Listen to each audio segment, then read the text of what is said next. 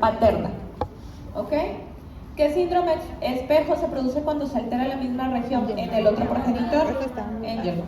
Ok, ¿qué característica clínica es distintiva del síndrome de Angelman? La sonrisa sin motivo alguno y la conducta alegre. En condiciones normales el papá expresa genes de crecimiento y la mamá de regulación de crecimiento es verdadero. Eres médico interno de pregrado y te piden llamar al neonatólogo urgente ya que acaba de nacer un niño con macrosomía y dificultad respiratoria. El niño tiene abdomen prominente con una hernia umbilical. La madre no tiene antecedente de diabetes, que normalmente se asocia a que sean macrosómicos.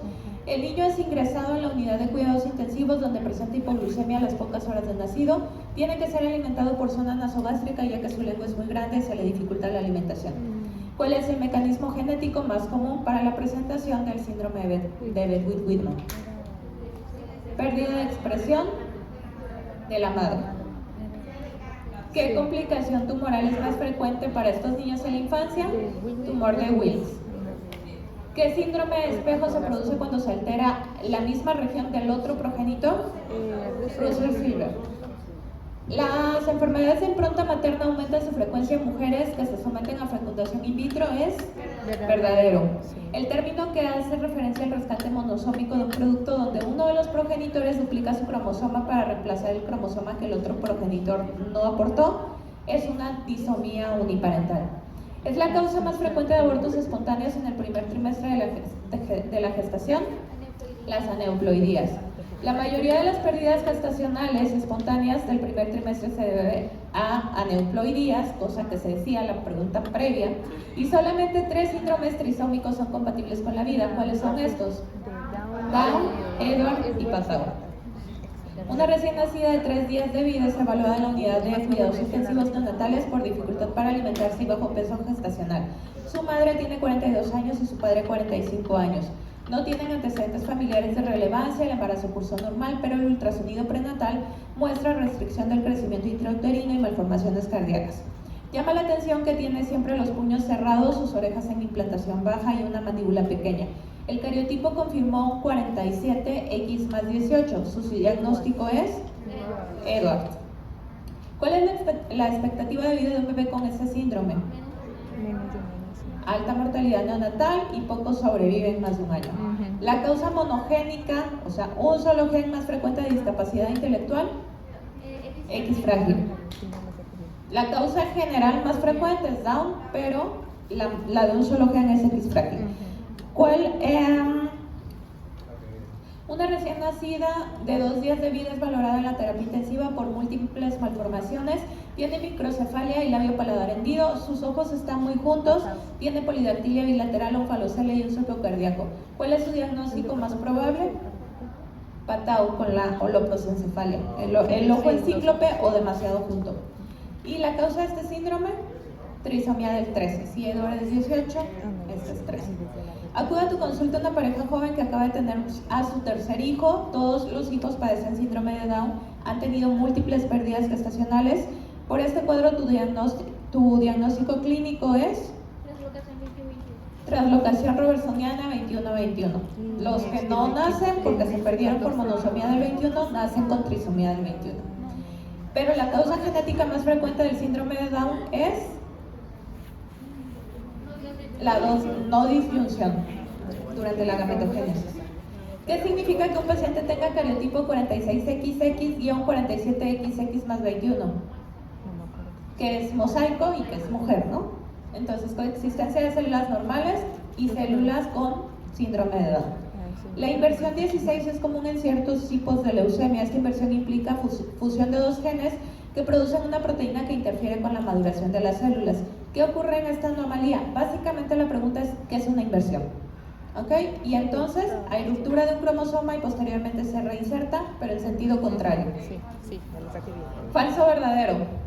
Los mosaicos con síndrome de Turner y presencia de Y, así como pacientes con síndrome de Bedwick-Whitman tienen riesgo aumentado de presentar tumores, es verdadero. Sí. La mayoría de los hombres con síndrome de Klinefelter no conoce su diagnóstico, también es verdadero. La altura del síndrome de Turner, o sea, que sean bajitas, y en Klinefelter que sean muy altos, se debe a la cantidad de genes shocks en cada síndrome, es verdadero también. La deleción del 17, del brazo corto del cromosoma 17 es una anormalidad genética frecuente y de mal pronóstico en cáncer, debido a que en esta región se encuentra TP53. ¿Qué ocurre en esta anomalía? Básicamente, ¿qué es una deleción? Entonces se pierde material genético que no se recupera. El cromosoma Filadelfia, translocación 922, es conocido por ser una anomalía causante de leucemia mieloide crónica y la primera causa de cáncer con tratamiento por vía oral. ¿Qué ocurre en esta anomalía? Hay una parte de los cromosomas 922 se rompen y se reinsertan recíprocamente en el otro cromosoma. La otra que se parecía era una translocación entre los acrosomas 9 y 22. No son acrosomas y eso sería una robertsoniana, no una translocación común. ¿Okay? Entonces que una parte de los cromosomas se pierde y se reinserta en el otro. María, de 54 años, acude a consulta por fatiga, poliuria, polidipsia, visión borrosa. Su madre y sus hermanos padecen diabetes. Tiene un IMC de 29, notas acatosis nígricas y acrocordones. Sus laboratorios muestran una glucosa en ayuno de 158, una hemoglobina glicosilada de 7.2, colesterol total alto y triglicéridos en 300 también altos. ¿Cuáles son los criterios que ella cumple para diagnóstico de diabetes? Bueno, clínicos, el cuadro clínico, pero el diagnóstico, acuérdense, los diagnósticos son por ADA, entonces es laboratorio, que sería hemoglobina glicosilada más de 6.5 y glucosa 126 para arriba. Por su cuadro clínico, ¿cuál es el tipo de diabetes que padece más probablemente? Es la 2, cuando tienen un mal estilo de vida y tienen más o menos después de los 40 años la aparición de la enfermedad. Luego, la diabetes mellitus Moody es la diabetes monogénica más común. ¿Cuál es el cuadro clínico característico? Son 3 generaciones sin resistencia a insulina y presentación juvenil. Acuérdense, esa era la diferencia. Como estos tienen defecto genético congénito, no ocurre esto del sedentarismo, no ocurre de lo de la dislipidemia, síndrome metabólico, sino directamente se van a diabetes sin haber tenido resistencia a la insulina.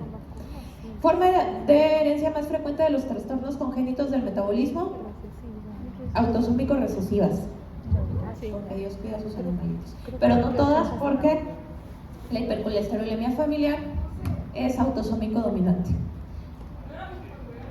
No. O sea, de los defectos congénitos del metabolismo que estamos viendo ahorita en general, donde entra defecto de carbohidratos, defecto de aminoácidos y defecto de ácidos grasos, es autosómico recesiva la gran mayoría de ellos.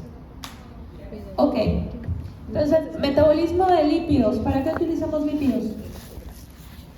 Aparte para almacenarlos.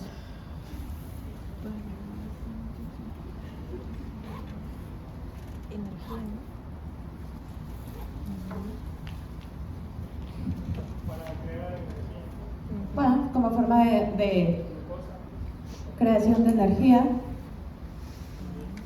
Oxidación, cuando ya no tenemos otras fuentes, ¿perdón? Termorregulación. ¿Qué más?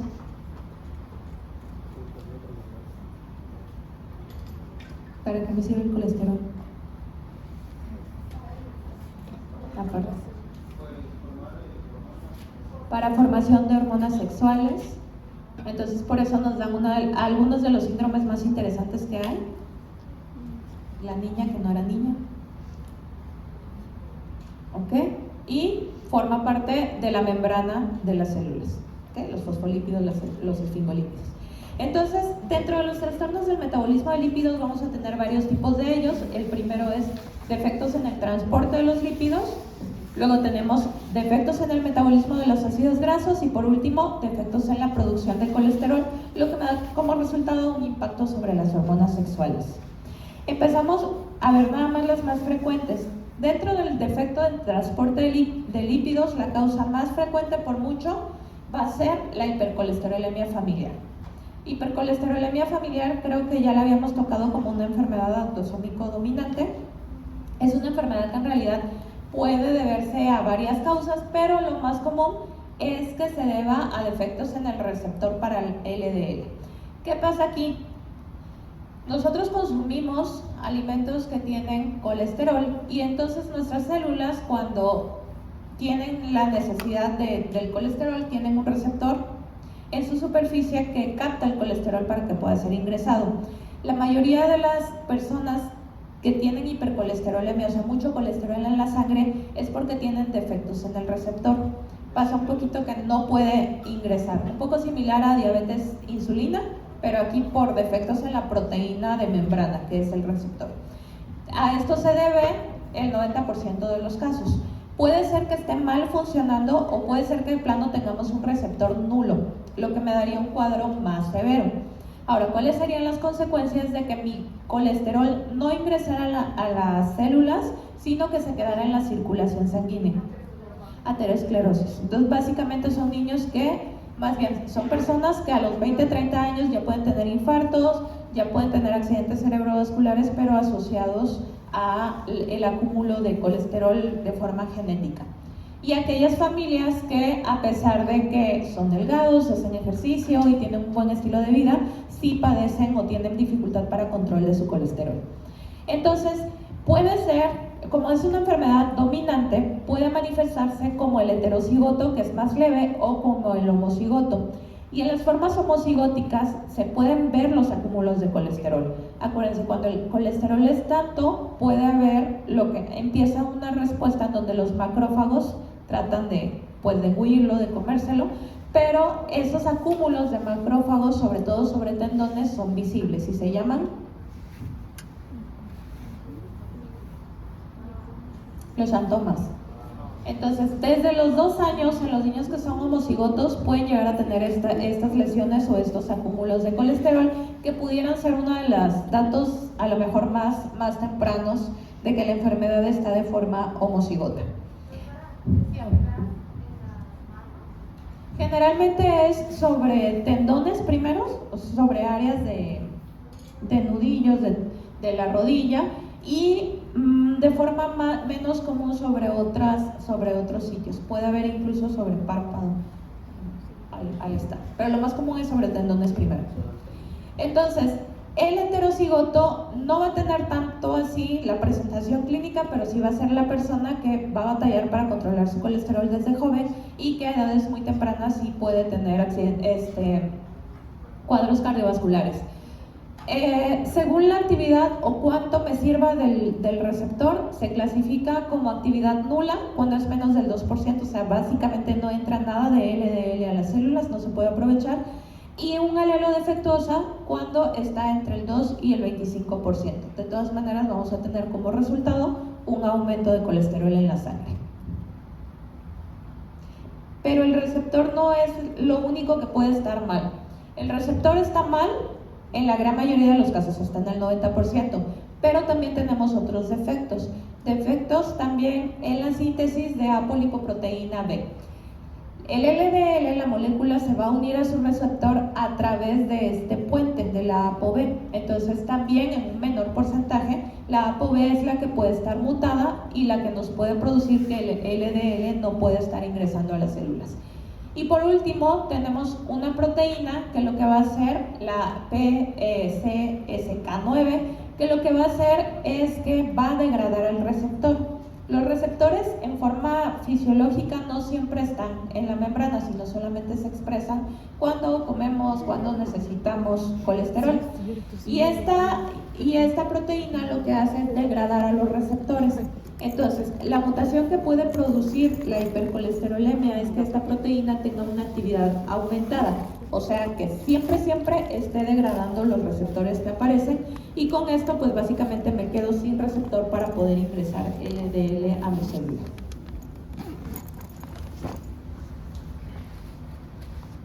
Dentro de la clínica va a depender si el individuo es homocigoto, que va a ser más fuerte la clínica, o si es heterocigoto puede pasar como asintomático. Entonces, lo que vamos a tener como cuadro en la mayoría de los casos inicial va a ser problemas de aterosclerosis. Entonces puede debutar como una cardiopatía en el paciente joven. Generalmente las cardiopatías las esperamos de los 50 en adelante, entonces estos son pacientes que mucho antes de esa edad ya pueden presentar problemas de angina inestable, problemas de infartos o problemas de accidentes cerebrovasculares. En el perfil de lípidos lo que vamos a encontrar es un LDL elevado. ¿Qué tan elevado? Depende si el individuo es homocigoto o heterocigoto. Más de 190 cuando son heterocigotos, cuando solo heredan un alelo mutado, y más de 500 con los homocigotos. Y en la enfermedad homocigota, los síntomas hasta dentro del segundo año de vida. Si ven, por ejemplo, en la imagen, debe ser un niño, más o menos unos 5 o 7 años, muy grande no es. Entonces, en mi consulta de primer nivel, ¿a quién le debo de pedir perfil de lípidos? ¿A quién le pido colesterol, triglicéridos, LDL, HDL?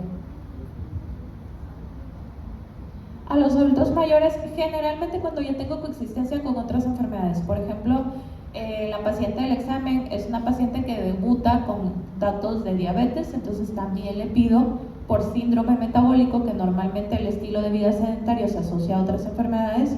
Le voy a pedir también su perfil de lípidos para ver si solo necesita la metformina o necesita además que le dé hipolipemia antes.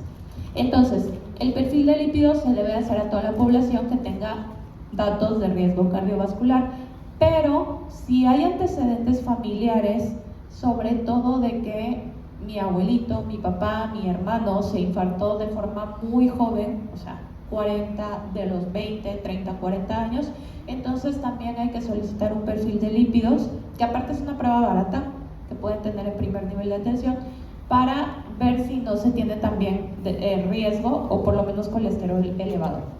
Pedimos también laboratorios o perfil de lípidos a la familia cuando ya hay un caso diagnosticado con hipercolesterolemia familiar, ya sea a la familia en orden descendente o ascendente. ¿Y cómo sospechamos que alguien tiene hipercolesterolemia familiar? Un LDL más de 190 es sospecha para hipercolesterolemia heterocigota, LDL de más de 500 para los homocigotos, o si ya le inicié tratamiento farmacológico a una persona y a pesar de eso está batallando para poder controlar sus niveles de más de 300. La presencia de síntomas que aparecen a edades muy tempranas o la historia familiar de gente en la familia que haya tenido infartos, embolias muy jóvenes. Antecedentes heredofamiliares de hipercolesterolemia y también saber que si existe en una familia dos padres que ya están batallando para controlar sus niveles de colesterol y probablemente sea de origen familiar, entonces el hijo puede presentarse puede llegar a ser homocigoto y presentarse en forma más agresiva a la enfermedad. ¿Y cuál es el riesgo de ellos?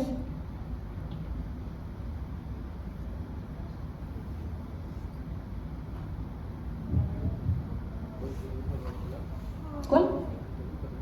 Puedo pasarse a los hijos, pero en realidad infartos que generalmente por el acúmulo excesivo de colesterol tienden a ser fulminantes. Ok, es muerte prematura básicamente por una enfermedad no tratada. Entonces, en el abordaje de un paciente con dislipidemia y sobre todo cuando hay casos familiares y sobre todo cuando hay casos de accidentes cerebrovasculares o cardiovasculares jóvenes, hay que hacer árbol genealógico. Es una enfermedad autosómico dominante, entonces igual 3 generaciones consecutivas. Tenemos que descartar en un paciente con dislipidemia, obviamente lo primero que vamos a pensar no va a ser, probablemente tiene hipercolesterolemia de origen genético, es lo menos probable, pero sí tenemos que descartar que realmente es un paciente sedentario, que tiene otros factores de riesgo, que tiene diabetes, que tiene hipotiroidismo o algún otro problema metabólico que me puede explicar por qué tiene el colesterol elevado. Medir los niveles de apolipoproteína y lipoproteína y una evaluación multidisciplinaria en donde entra medicina interna obviamente, pero también entra nutrición, ¿ok? Y si se sospecha de que hay una probabilidad de que el paciente tenga un origen genético, pues ahí entonces se le envía a genetista. ¿Hipercolesterolemia bien? Ok. Ahora nos vamos, ese es un defecto para recibir el colesterol. Ahora vamos a ir al defecto para utilizar los ácidos grasos. Y ya dijeron hace ratito que la grasa me sirve también como energía. ¿Cuándo me sirve como energía? Cuando hay hipoglucemia, ¿qué hay?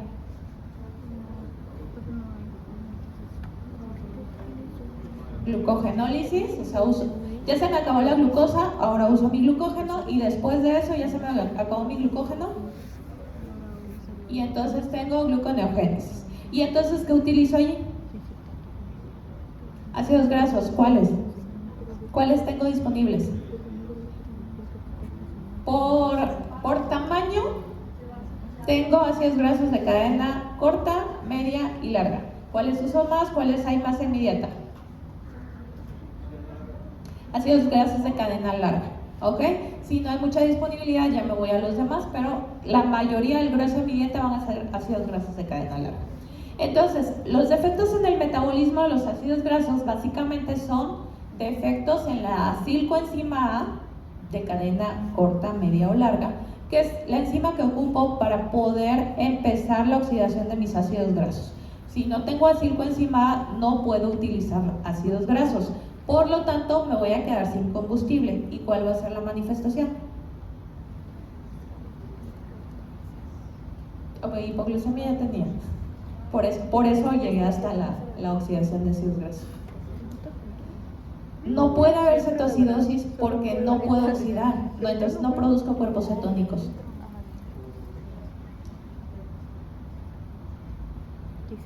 Pero se le acabó la gasolina a mi carro. ¿Qué va a pasar?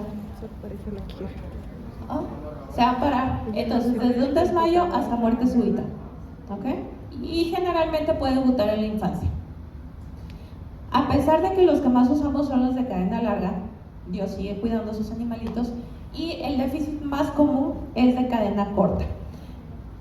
No es frecuente en nuestro medio, es más de países nórdicos, es más de zona de Mediterráneo, y hay hasta asociaciones ahí de mamás con hijos que tienen defecto de ácido graso de cadena media. Lo que pasa aquí es falta acilcoenzima A de cadena media, y entonces en condiciones de descompensación metabólica, es decir, el niño que comió hace rato pero se fue al parque y empezó a jugar con los amiguitos, está brincando, corriendo y haciendo de todo, se queda sin energía y entonces puede llegar a desmayarse y puede llegar a tener muerte súbita.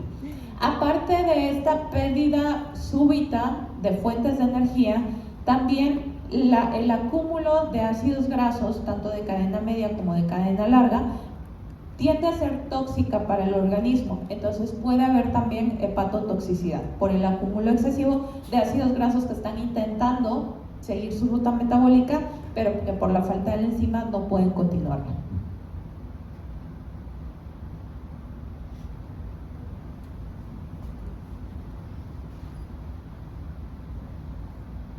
Entonces, tenemos acá los ácidos grasos de cadena corta, aquí dice beta-oxidación, no tenemos acetilcoenzima A, y entonces de ácidos grasos, de cadena media, y entonces no podemos ir a ciclo de Krebs, pero tampoco podemos producir cuerpos cetónicos. Por lo tanto, lo que normalmente pasa en una persona en ayuno, que es hipoglucemia, es que produzca cuerpos cetónicos. Y a estos niños, cuando llegan a urgencias, si les haces un ego donde ves cetonas, pues no va a haber cetonas porque no las pueden producir. Entonces empieza como palidez, confusión, debilidad, cansancio, temblor, dolor de cabeza, irritabilidad, visión borrosa, y es básicamente falta de energía. Cuando el requerimiento energético es superior a mi ingesta. Si la beta-oxidación no se puede realizar, va a haber hipoglucemia con falta de ácidos grasos, y la presentación habitualmente es alrededor de los 2 años, que puede verse como un cuadro de mucha debilidad hasta un cuadro de muerte súbita. ¿Cómo lo voy a diagnosticar? Bueno, primero el niño que me llega con síncope, que me llega con hipoglucemia, pero que no produce cuerpos cetónicos. Entonces, hipoglucemia con falta de cuerpos cetónicos como sospecha diagnóstica, y ya la confirmación sería el estudio mutacional de la acilcoenzima A de ácidos grasos de cadena media, que en realidad se tienen que ver todas porque podría ser cualquiera de las tres. En las zonas que es más frecuente, este es Europa y Mediterráneo, el perfil neonatal ampliado también nos dice desde niños si tiene déficit de acilcoenzima A. Entonces ellos normalmente sí lo tamizan porque sí tienen mayor frecuencia. Su tratamiento va a ser, ellos sí tienen que comer en quintos, o sea, cada 5 veces al día, cada 3 horas, para evitar quedarse sin energía. Se asegura el aporte de carbohidratos.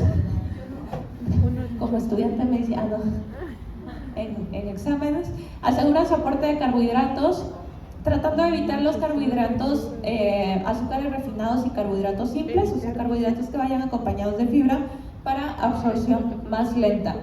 Y se restringen las grasas de cadena media, que básicamente, aunque muchos alimentos lo pueden tener, dentro de los alimentos más ricos en ácidos grasos de cadena media tenemos el coco, el aceite de coco y los frutos secos y nueces. Entonces sería lo que ellos tienen que evitar.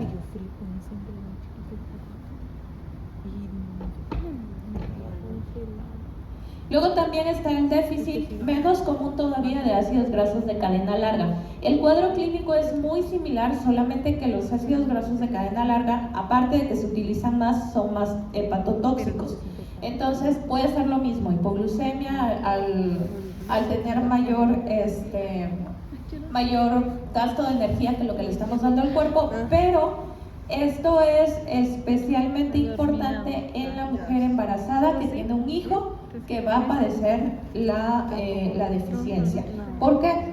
Porque se ha visto que estas mujeres, cuando se producen estas condiciones de gasto metabólico que supera al aporte energético, el bebé, el feto, empieza a producir este acúmulo de ácidos grasos de cadena larga que pueden pasar a la mamá y que pueden ser hepatotóxicos para la mamá. Entonces, estas mujeres pueden llegar a presentar síndrome de HELLP.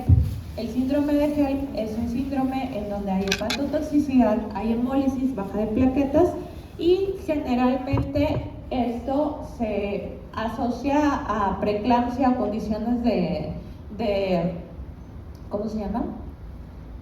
De elevación de presión arterial en el embarazo, pero también puede estar relacionado en esta zona, sobre todo de Europa, con la presencia de deficiencia de ácidos grasos de cadena larga. Entonces, esta sería como una de las condiciones para sospechar en las zonas endémicas que existe la deficiencia.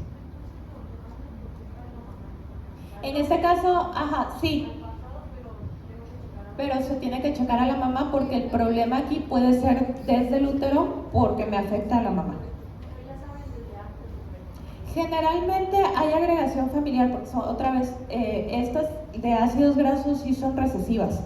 Entonces generalmente sí hay agregación familiar, pero en las zonas endémicas, zonas sobre todo Mediterráneo, Europa, Francia, Italia, generalmente ya hay mayor prevalencia, entonces no es como que endogamia directa, sino que simplemente su población ya lo tiene.